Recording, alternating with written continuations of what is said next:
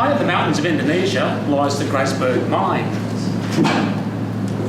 Grasberg mine will come up in just a second. All right, I forgot about the bottom slide. This was all choreographed.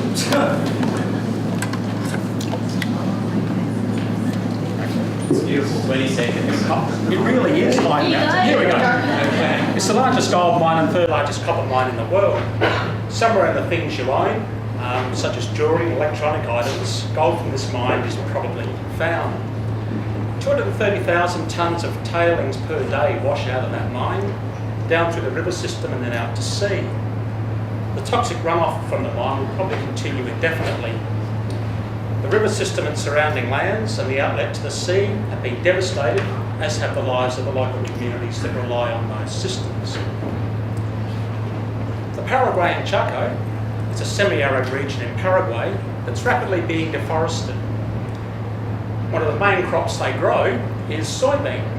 Most of us associate soy with tofu and soy milk.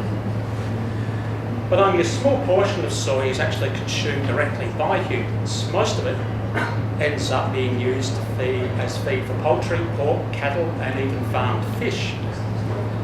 So to feed our passion for products that use soy, in particular farmed animal meat, the forests go. Local communities get thrown off their lands, the herbicides and pesticides that are used poison the land, the waterways and inflict further harm on those local communities. So what's going on here? I mean, we all live a pretty good life, a nice modern city, nothing left wanting, and supermarket shelves stacked with more things than we could probably ever need. Yet the Grasberg mine and Chaco cases open a window to another world, one where we can see the separation of the benefits of the things we buy and use, which we get, and the harms that are caused by those, which others get. In short, those with the most political, economic and military power get the good stuff, and those that don't have that power get the bad stuff. And hence the rise of an idea called environmental justice.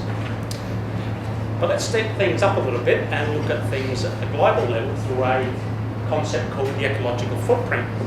It's a measure of how much of the Earth's renewable natural resource regenerative capacity we're using. It's a measure similar to money on interest, money in the bank, interest on money in the bank, where money in a bank is the Earth's renewable natural resources and the interest is its regenerative capacity. The interest is what these resources can replenish each year. Last time I counted, we actually had one Earth. Globally, we're using the Earth's renewable resources at the rate of 3 Earths. If everybody lives like we do here in South Australia, we would need 7 planets. So how is this all possible? Well, we're running down the Earth's natural capital base, spending more than we are earning and having a big global party while running down the very thing that sustains us. So who pays the price? We've already talked about the poor by way of economic, political and military power. We do term these the poor in the world, but it's a quite derogatory term. It's all a power issue. There are also 2 other key parties that pay the price.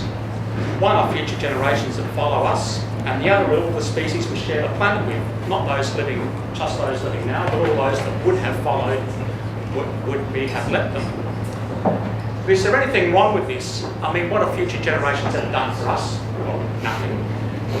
And just because we've worked hard to create a world for ourselves, which is a rich modern lifestyle, and others haven't, is that our fault? Do we really need to care about some lost species tucked away somewhere in the world that we might never see? Well, imagine for a minute that there was no ability for you to externalise the consequences of your consumption. There was no rubbish collection service, any waste stayed on your property. The toxic waste from mining, the things that you use and consume, ended up in your household and you had to live with it. The land that was converted to crop land was your local park that you run around and play with your kids.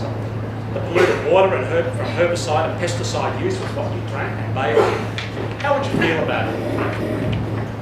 If you don't like the sounds of this, then why is it okay for us to do it to others?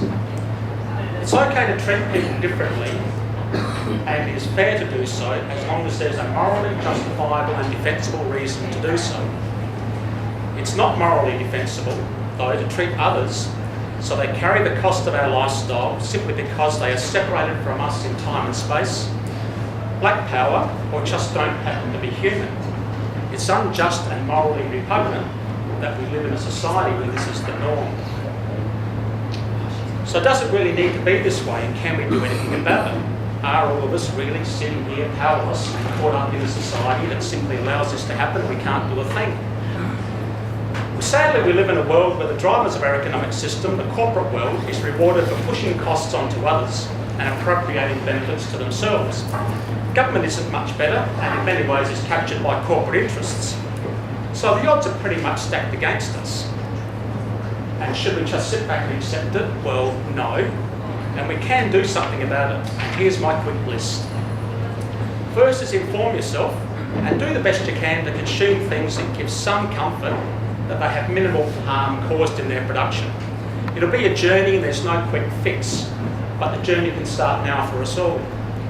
And share your story with others. You don't need to ram it down people's throats, but share the story and voice your concerns when you have the moment. Make your vote count. Use your vote at the ballot box. Make your voice heard to local MPs. Call for greater disclosure on product origins. Support initiatives to rid society of harmful products and enforce recovery and recycling. Write to companies that are not playing nicely and tell them that they're off your to-buy list. And write to companies that are playing nicely and tell them to do more. Get involved with activist groups. There are plenty around. Get out there and be part of the change. If we all did this, there's hope for a better world. So thank you for listening to my story, and thank you more so for caring a whole awful lot